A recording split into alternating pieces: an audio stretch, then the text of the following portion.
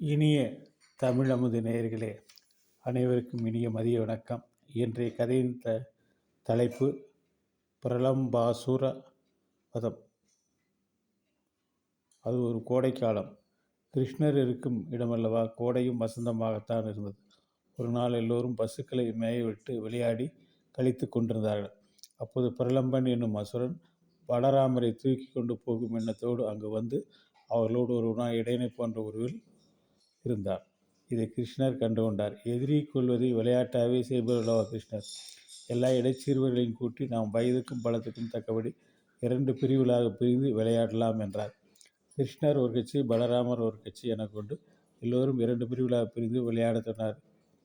தோற்ற கட்சிக்காரர்கள் வென்ற கட்சிக்காரர்களை தங்கள் தோள்களில் சுமந்து செல்ல வேண்டும். கிருஷ்ணர் கட்சி தோற்றது. தோற்று போன கிருஷ்ணர் பலராமன் கட்சியை சேர்ந்த ஸ்ரீதாமாவை சுமந்தார். இப்படியே ஒவ்வொருவரை சுமக்கும் போது இந்த பிரலாம்பர அசுரன் என்ன செய்தான் என்றால், பலராமரை சுமந்தான். அவன் அந்த எல்லைக்கோட்டுக்கு தாண்டி அவரை எடுத்துக்கொண்டு வேகமாக சுமந்து கொண்டு வேகமாக போகத் தொடங்கினான். அப்போது அந்த அசுரன் தன் சுய உருவை எடுத்துக்கொண்டான். தலைமுடி அக்னி ஜுவாலை போல இருந்தது. அந்த அசுரனின் கொடி உருவத்தை பார்த்த பலராமர் சற்று பயந்து போனார். அடுத்த கிழமை அவருக்கு தன்னுடைய நிஜ சொரூபம் நினைவுக்கு வந்தது. பயமும் போனது. கோபத்தோடு தன் கை முஷ்டியார் ஓங்கி அவன் தலையில் அடித்தார். ரத்தம் கைக்கொண்டு பெரும் அலறலோடு மலை சார்ந்தது போன்று கீழே விழுந்து இறந்தான் அந்த அசுரன். கோபர்கள் ஆச்சரியத்தோடு நல்லதில் என்று கூறிக்கொண்டு பலராமனை அணைத்து கொண்டு புகழ்ந்தார்கள். தேவர்களும் புஷ்பமாரி பொழிந்து பலராமனை வாழ்த்தினார்கள். அதற்கு பிறகு கோபர்கள் பேசிக்கொண்டும் விளையாடி கொண்டும் இருக்கும்போது பசுக்கள் புல்லின் மீது கொண்ட ஆசையால் வெகு தூரம் சென்றன.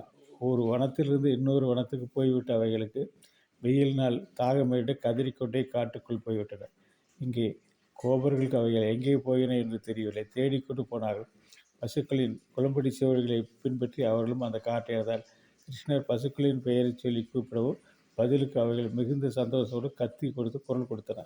அந்த சமயம் அந்த காட்டில் பெரும் தீ பரவத் தொடங்கியது. பசுக்களும் கோபர்கள் எல்லோரும் அதிர்ச்சிக்கு கொண்டனர்.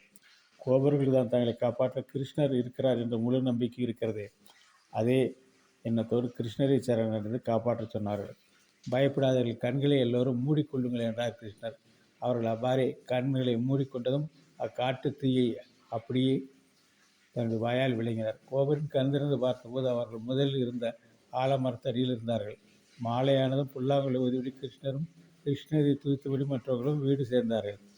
கிருஷ்ணனை கண்டவர்கள்தான் கோபிகளுக்கு சந்தோஷம் ஏற்பட்டது. கிருஷ்ணர் அல்லாத ஒவ்வொரு நிமிடமும் பல யுகங்களாக அவர்களுக்கு தோன்றியது. நன்றி, வணக்கம். நாளை ஆடை அபகரிப்பு. இந்த கதை ஓரளவு எல்லோருக்கும் தெரியும். இருந்தாலும் நாளை தினம் நாம் இதை பற்றி சிந்திப்போம். நன்றி, வணக்கம்.